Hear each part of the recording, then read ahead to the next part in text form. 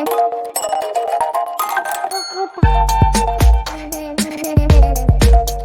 बात कर लेते हैं ग्रीव्स कॉटन की। क्विकली एनालिसिस देख लेते हैं। चैनल को लाइक एंड सब्सक्राइब करना मत भूलिएगा। तो ग्रीव्स कॉटन में आप देख रहे हो कि स्टॉक में एक अपसाइड पोटेंशियल आज अच्छा देखने को मिला है। 8 से 9% की ऑलमोस्ट तेजी थी। 7 मिलियन का वॉल्यूम था और यहाँ पे एक जो तेजी बरकरार देखने को मिल रही है वो यहाँ पे बिकॉज क्योंकि स्टॉक एक ट्रेंड के अंदर ही चल रहा है। अगर आप नोटिस करते हैं यहाँ से तो स्टॉक में आप क्या पाएंगे कि टाइम करना बहुत ईजी है। नीचे आता है तो एक्यूमुलेशन जोन आता है और ऊपर जाता है तो रेजिस्टेंस देखने को मिलती है। तो सेम एज इट इज इसी जोन में आएगा। ऊपर के लिए रेजिस्टेंस 192 के आसपास है। आज भी इसकी कॉल दी थी प्रीमियम ग्रुप में और वहां से स्टॉक में एक अच्छा पोटेंशियल देखने को तो मिल ही गया है। अब वापस से ऊपर की दिशा में कहाँ तक चलने वाला है कहाँ तक नहीं वो समझते हैं। यहाँ पे अगर आप नोटिस करते हैं तो ग्रीव्स कॉटन में एक पोटेंशियल अपसाइड अभी देखने को मिलेगा बिकॉज डेली टीएफ पे स्टॉक काफी करेक्टेड है और अपसाइड पोटेंशियल के लिए भी आरएसआई 60 पॉइंट पे ट्रेल कर रहा है। Same as weekly time frame भी यहाँ नोटिस करते हैं तो ये भी काफी करेक्टेड है। मतलब फिलहाल वीकली टाइम फ्रेम पे अगर आप पाएंगे तो इस जोन में थोड़े रेजिस्टेंस देखने को मिल रहे हैं आरएसआई में, बट यहाँ पे डबल बॉटम बनते हुए नजर आए तो यहाँ संभावनाएं बन रही है कि पोटेंशियल ब्रेकआउट बन सकता है। 190 ब्रेकआउट लेवल रहेगा। उसके बाद टारगेट 200 होगा। 200 से 205 का जो एक टाइम फ्रेम रहेगा, सॉरी जोन रहेगा, वो थोड़ा हर्डल भरा होगा। उसके बाद एक अच्छा पोटेंशियल अपसाइड में होगा। 1 RDF पे थोड़ा ओवरबॉट है, मतलब यहाँ शॉर्ट टर्म सेलिंग क्रिएट कर सकता है और शॉर्ट टर्म सेलिंग का मतलब रहेगा कि भाई स्टॉक कहाँ तक गिरने वाला है वो बता देता हूँ।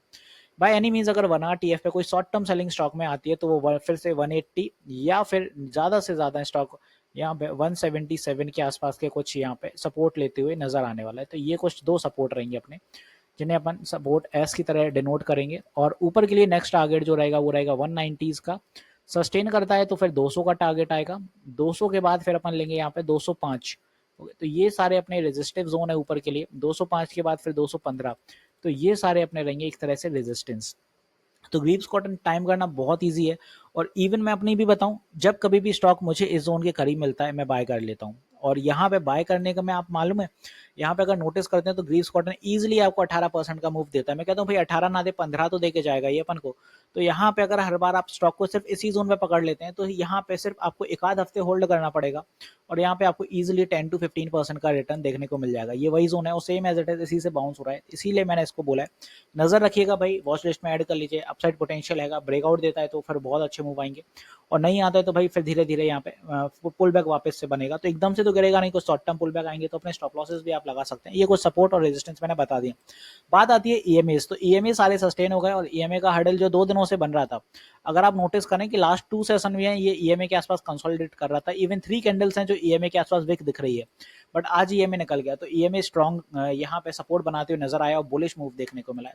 तो ग्रीव्स कॉटन आने वाले दिनों में एक और अच्छा पोटेंशियल बनाते हुए नजर आ सकता है। तो कुछ ये अपनी फॉर्मेशन रहने वाली है ग्रीव्स कॉटन में। आई होप यहाँ पे मैंने आरएसआई ईएमएस के अकॉर्डिंग सारी चीजें अच्छे से क्लियर कर दी, क्या कैसे मूव और कैसा क्या मोमेंटम बन सकता है।